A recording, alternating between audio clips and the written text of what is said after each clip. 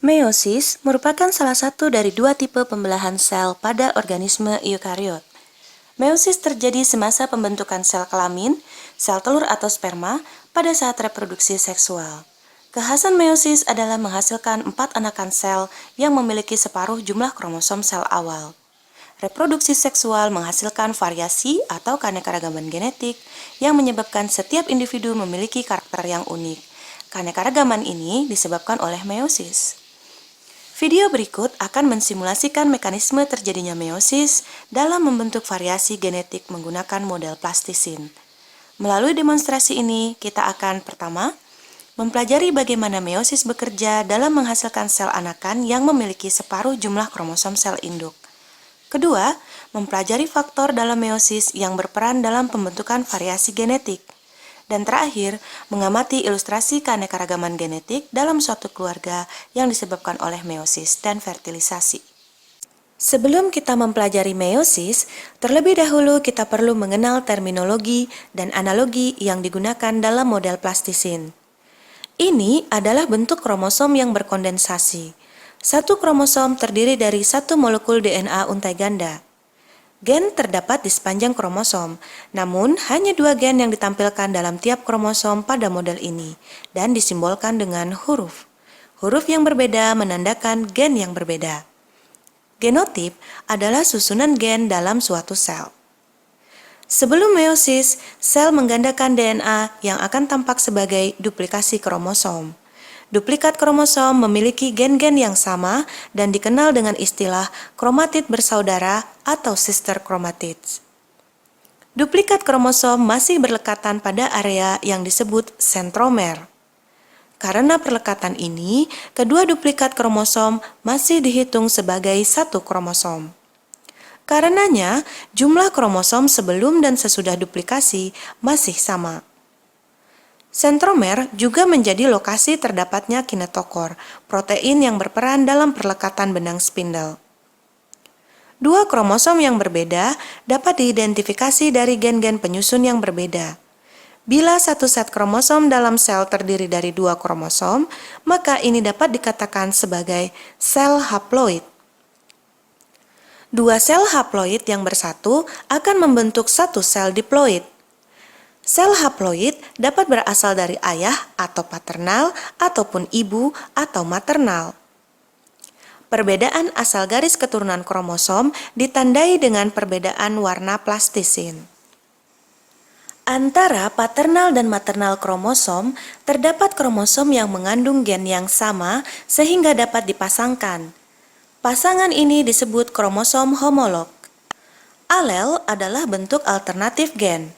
Pada model ini, tiap gen terdiri dari 2 alel dilambangkan dengan huruf besar dan kecil. Kromatid yang berasal dari kromosom homolog diistilahkan sebagai kromatid tidak bersaudara atau non-sister chromatids. Benang spindle merupakan juluran mikrotubulus yang akan berikatan dengan kromosom melalui kinetokor. Benang ini keluar dari sentrosom atau sentriol. Kita akan mengamati meiosis di sel suatu individu yang kita namakan saja A. Sel pada A bersifat diploid dan memiliki 4 kromosom. Sebelum meiosis, semua kromosom akan digandakan. Meiosis berlangsung dalam 2 tahapan. Meiosis 1 dikenal pula sebagai pembelahan reduksi. Pada tahap ini, satu sel diploid membelah menjadi 2 anakan sel yang haploid. Tahapan dalam meiosis 1 ditampilkan pada kotak kiri bawah video. Selama profase meiosis 1, kromosom memadat secara kontinu. Model ini menampilkan kromosom yang sudah memadat. Gen-gen pada kromosom homolog saling berpasangan membentuk sinapsis.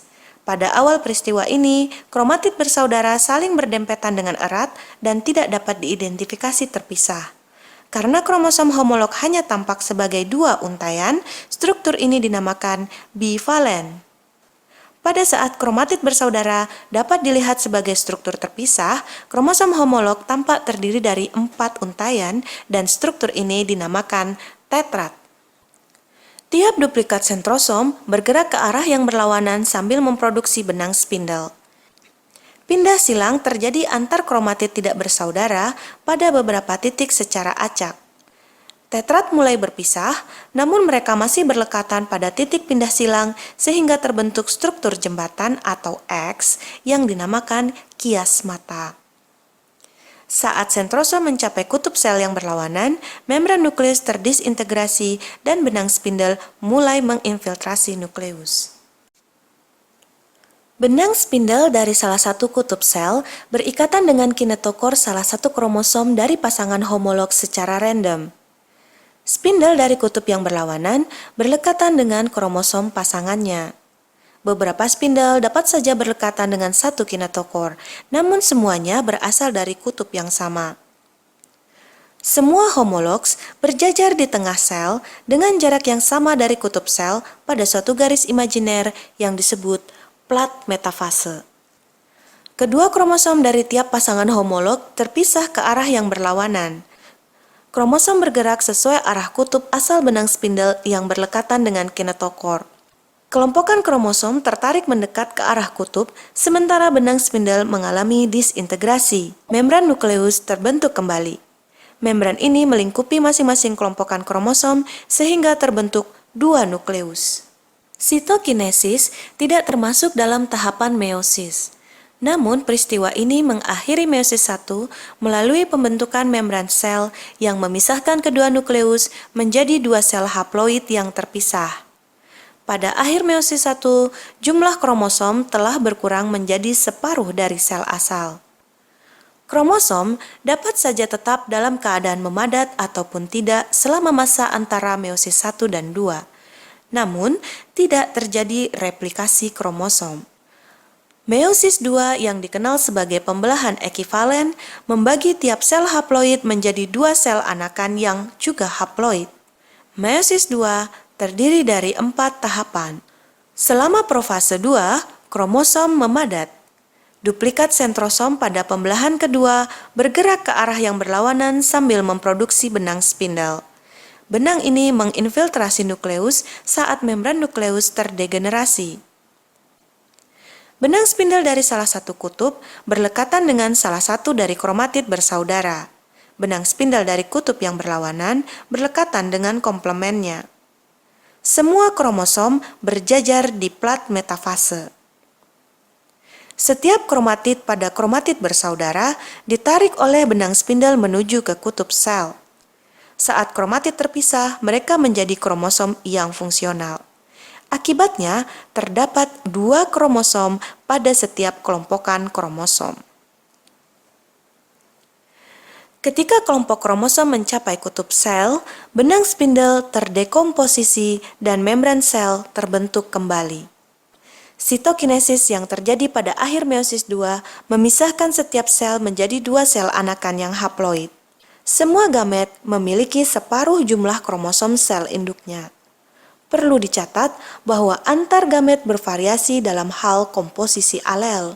Hal ini tampak dari setiap kromosom memiliki kombinasi warna dan genotipe yang berbeda. Mari kita pelajari ulang mekanisme meiosis dengan melihat peristiwa yang sama pada individu yang berbeda, misalnya B. Untuk membedakannya dengan A, kromosom pada individu ini dilambangkan dengan plastisin berwarna ungu dan putih.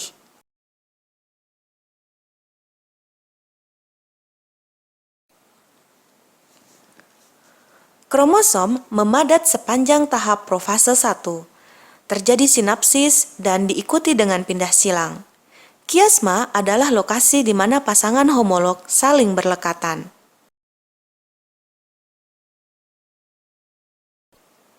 Benang spindel dari kutub yang berlawanan berlekatan pada kromosom yang berbeda pada satu pasangan homolog. Pasangan homolog berjajar di plat metafase.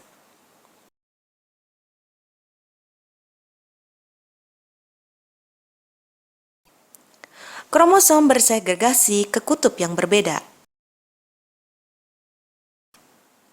Kromosom yang bergerak ke arah yang sama berkumpul di dekat kutub sel. Masing-masing grup kromosom menjadi inti sel yang terpisah. Sel terbagi menjadi dua sel anakan yang haploid. Kromosom berkondensasi selama tahap ini. Benang spindle dihasilkan selama sentrosom bergerak ke arah kutub yang berlawanan. Benang spindle dari salah satu kutub berikatan dengan kromosom bersaudara. Benang spindle dari kutub yang berlawanan berikatan dengan kromosom bersaudara yang berbeda secara random. Kromosom berjajar di plat metafase. Kromatid bersaudara tertarik ke kutub yang berbeda. Masing-masing kromatid menjadi kromosom yang fungsional. Dua grup kromosom dalam sel menjadi dua inti sel terpisah. Melalui sitokinesis, setiap sel haploid terbagi menjadi dua sel anakan, sehingga pada akhir meiosis terbentuk 4 anakan sel yang haploid.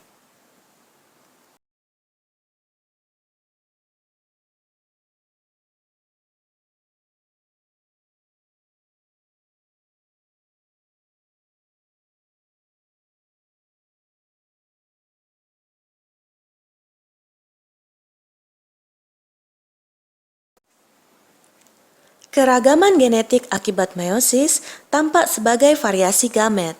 Terdapat dua faktor dalam meiosis yang berkontribusi dalam membentuk variasi gamet: distribusi kromosom secara random dan pindah silang. Distribusi random kromosom dikenal pula sebagai pengelompokan kromosom secara random atau independent assortment. Ini terjadi pada saat anafase 1 dan 2. Namun peristiwa ini sebenarnya ditentukan oleh perlekatan random benang spindle pada kromosom selama metafase 1 dan 2. Distribusi random kromosom bekerja dengan mengacak pengelompokan garis paternal-maternal kromosom. Agar kita dapat mengamati peristiwa ini dengan jelas, pertama kita akan meniadakan peran pindah silang. Tanpa faktor yang kedua, distribusi random kromosom akan tampak pada saat kromosom bersegregasi selama meiosis 1. Kita asumsikan warna ini adalah kromosom paternal, sedangkan warna ini sebagai kromosom maternal.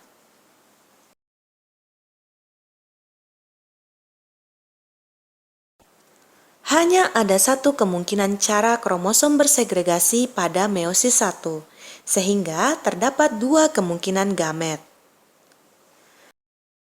Dengan dua pasang kromosom, terdapat dua kemungkinan cara kromosom terdistribusi pada meiosis 1.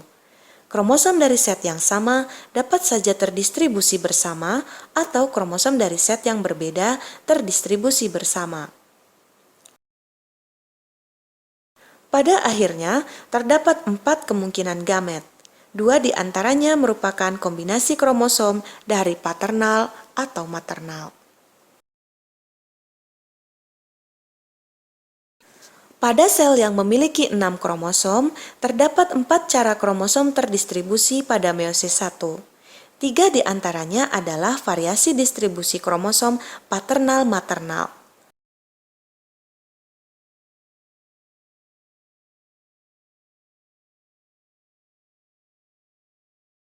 Pada akhir meiosis, terdapat 8 varian gamet.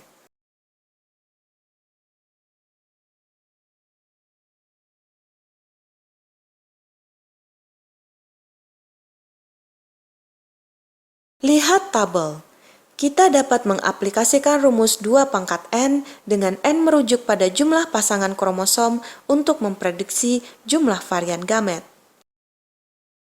Sebagai contoh, sel dengan 4 pasang kromosom akan memproduksi 16 kemungkinan gamet.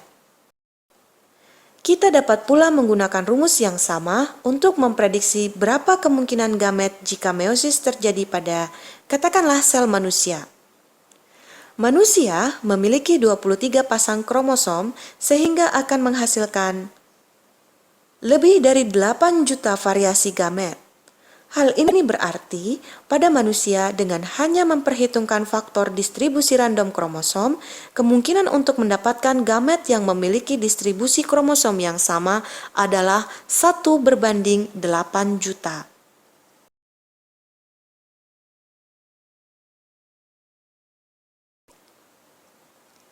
Sejauh ini, kita belum memperhitungkan peran pindah silang dalam menimbulkan keragaman genetik. Secara alami, pindah silang berlangsung setidaknya pada satu lokasi pada pasangan kromosom homolog.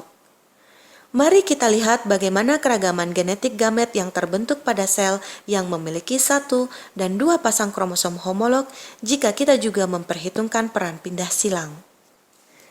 Pindah silang menggandakan varian gamet dengan meningkatkan kemungkinan segregasi kromosom pada meiosis 2. Akibatnya, pada individu yang memiliki satu pasang kromosom, terdapat 4 kemungkinan varian gamet. Pada individu yang memiliki dua pasang kromosom homolog, terdapat 4 kemungkinan sel haploid di akhir meiosis 1. Masing-masing sel tersebut menghasilkan 4 varian gamet di akhir meiosis 2. Pada akhirnya, terdapat 16 kemungkinan gamet.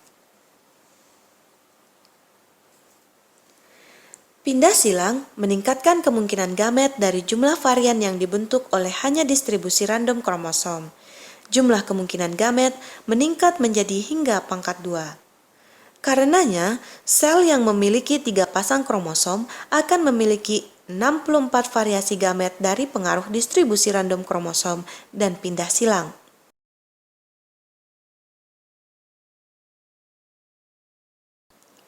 Perlu diingat bahwa pada meiosis di sel lainnya pada individu yang sama, lokasi pindah silang dapat saja berbeda. Sehingga walaupun misalnya gamet yang dihasilkan memiliki variasi distribusi kromosom yang serupa dengan sel sebelumnya, namun lokasi pindah silang yang berbeda menyebabkan terbentuknya varian gamet yang baru. Ini adalah keragaman genetik yang dibentuk oleh meiosis. Keragaman genetik tampak dari adanya variasi alel dalam suatu kromosom. Kita akan memetakan keragaman genetik dalam satu keluarga dengan menggunakan diagram silsilah atau pedigree. Keluarga ini bermula dari A dan B sebagai generasi pertama. Mekanisme meiosis pada A dan B telah kita pelajari pada bagian pertama. Ini adalah gamet dari meiosis pada individu A. Dan ini adalah varian gamet individu B. Fertilisasi mempertemukan satu gamet dari A dan B secara random dalam peristiwa yang disebut genetic shuffling atau pengacakan genetik.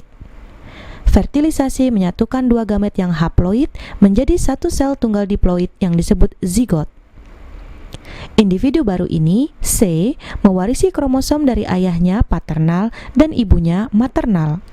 Kita dapat melihat bahwa kromosom paternal maupun maternal C terdiri dari kombinasi baru dari kromosom paternal-maternal ayahnya dan paternal-maternal ibunya.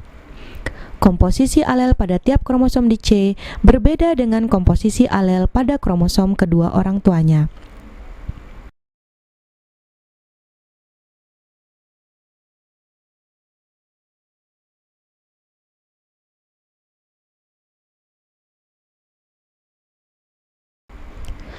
Misalkan C kemudian menikah dengan D.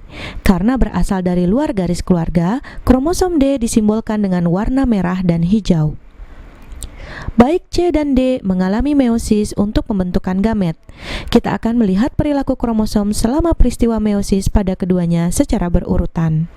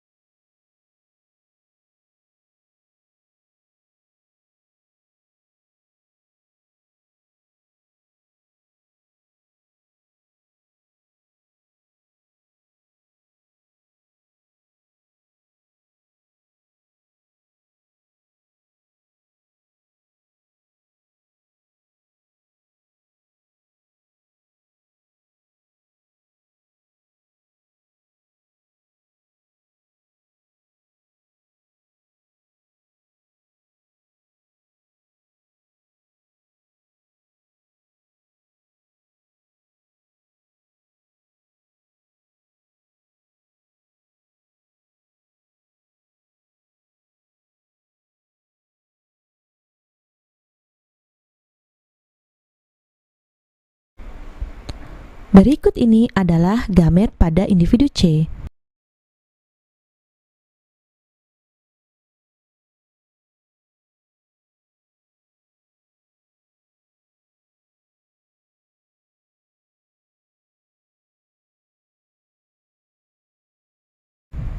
Dan ini gamet pada individu D.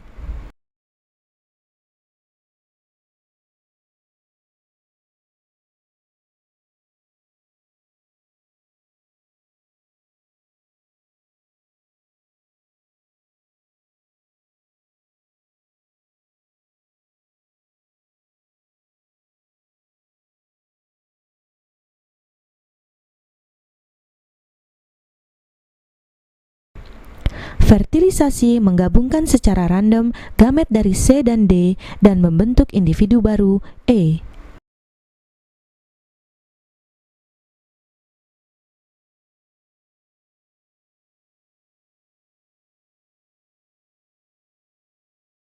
Berikut ini adalah perbandingan genotip seluruh anggota keluarga.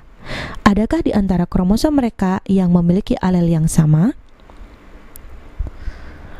Meiosis menyusun ulang alel dari orang tua menjadi suatu susunan baru yang menyebabkan terjadinya variasi gamet. Variasi genetik terjadi melalui terbentuknya variasi alel pada kromosom-kromosom.